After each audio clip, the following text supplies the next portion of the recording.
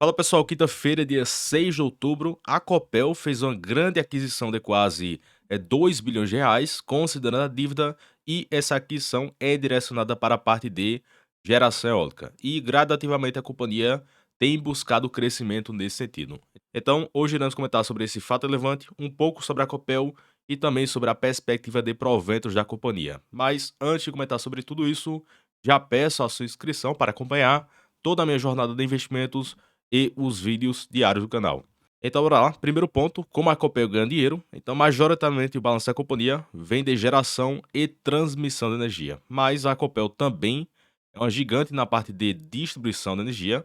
Salvo engano, a companhia é a top 3 do país nessa parte. E a companhia também comercializa energia. E um diferencial é do principal estado que a companhia atua, PIB per capita acima da média brasileira, IDH também acima da média e taxa de desemprego bem abaixo da média brasileira. Então, em geral, a inadimplência da Copel sob controle, então um receio a menos da companhia nesse sentido. E também é daquele ponto de furto de energia, já que acontece em outros estados e as companhias acabam sendo prejudicadas nesse ponto. E outro ponto importante, a companhia é bem antiga em bolsa, quase 30 anos de IPO, então outro destaque aqui positivo, já que algumas pessoas gostam de investir em companhias que já possuem um histórico longo de listagem na bolsa.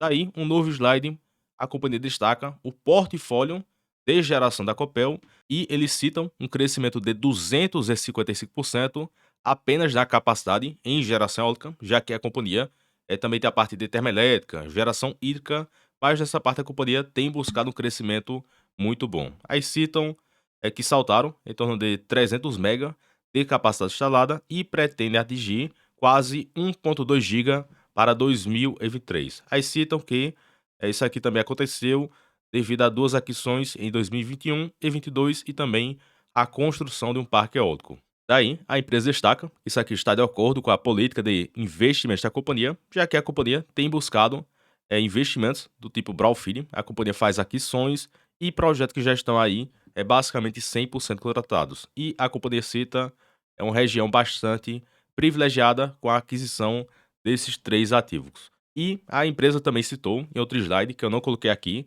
que como são ativos próximos do outro, isso aqui terá uma sinergia muito boa para a companhia e terão redução de custos com pessoal, também a parte de manutenção. Então, outro destaque positivo com essa aquisição da Copel.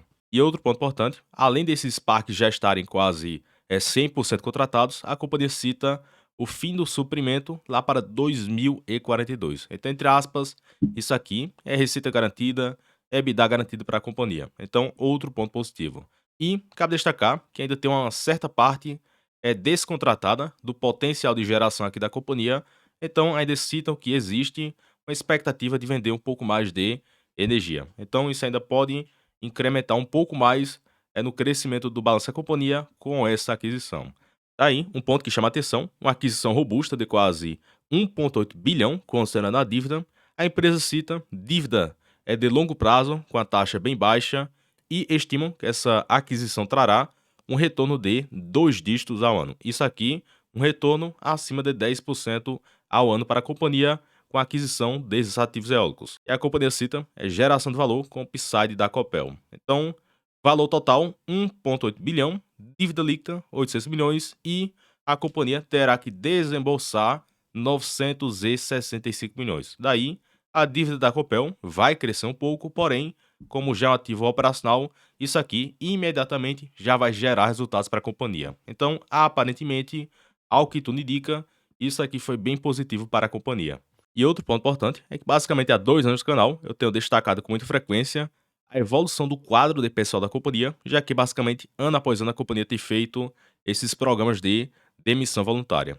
E o que é que tem acontecido? Uma redução drástica na quantidade de pessoal de 8.245 colaboradores para menos de 6.000, ou seja, uma queda de quase 28%. E perceba que a companhia está com redução de custos com pessoal e administradores. E é no total uma queda de quase 2%, e nesse período a inflação foi de quase 12%. Então a companhia está tendo redução de custos e mesmo no cenário de inflação elevada. Então, outro ponto positivo aqui para a Copel, e traz ganho de eficiência e certamente isso aqui vai agregar em uma maior rentabilidade para a companhia.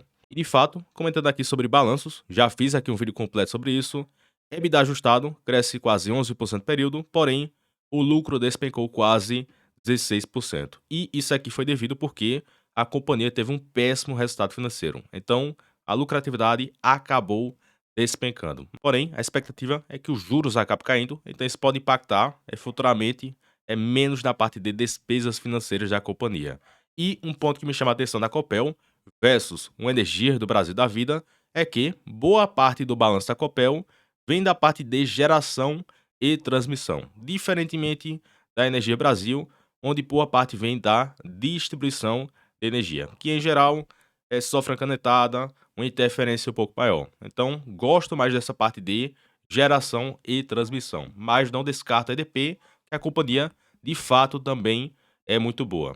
E outro ponto interessante é o programa de investimentos da companhia.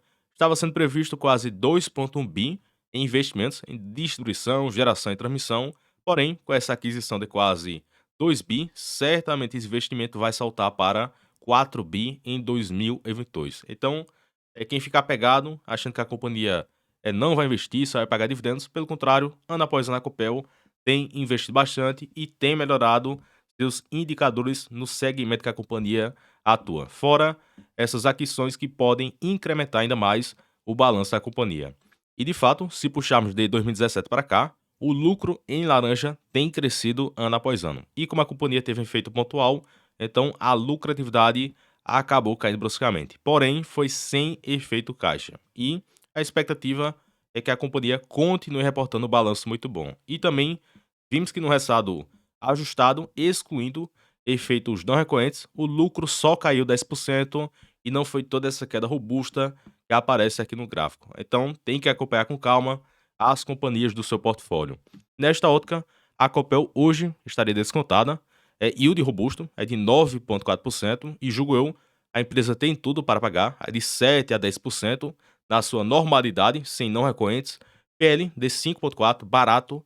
Hoje a companhia está cotada abaixo do valor contábil e tem uma rentabilidade muito boa, mais ok, e tem entregue crescimento de receitas e lucros, fora que a companhia possui uma relação de dívida muito, muito confortável. Então, a foto atual para a Copel vai muito bem e hoje a companhia continua barata. E de fato, apenas uma aproximação, uma certa conta aqui, se a companhia mantiver o mesmo balanço do lucro líquido ajustado de janeiro até junho de 2022, a empresa deve lucrar uns 2,6 bi. Então, hoje a Copel vale em bolsa quase 18 bi, divide pelo lucro projetado, temos uma companhia hoje cotada por uma relação de preço sobre lucro de 6,8. E, em geral, quem pegar aqui a média que o mercado pagou de 2011 para cá, na média o mercado pagou 7,3. Então, uma Copel abaixo de 7 vezes lucro, entre aspas, estaria um pouco descontada.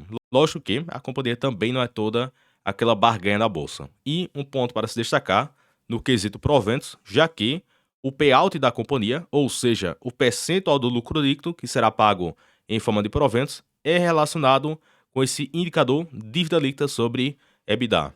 E como a relação de dívida líquida sobre EBITDA está de 1,3, isso aqui tem no site oficial da companhia, então entra nesse terceiro ponto que essa relação está abaixo de 1,5, consequentemente a companhia deve manter um payout de 65% do seu lucro líquido. Então, é de se esperar que se a companhia lucrar esses 2,6 bi, a Copel pague uns 50 a 60 centavos por ação. E, após essa queda recente, muito boa por sinal, o dividend yield projetado ficaria bem interessante de 9,3%. Então, esse é o normal aqui da Copel, porque o pessoal vislumbrava 20% de yield, então o recorrente no balanço usual da companhia é um dividendo saudável, sustentável, de 7 a 10%, lógico que a depender do balanço e da cotação que você pagar pela companhia.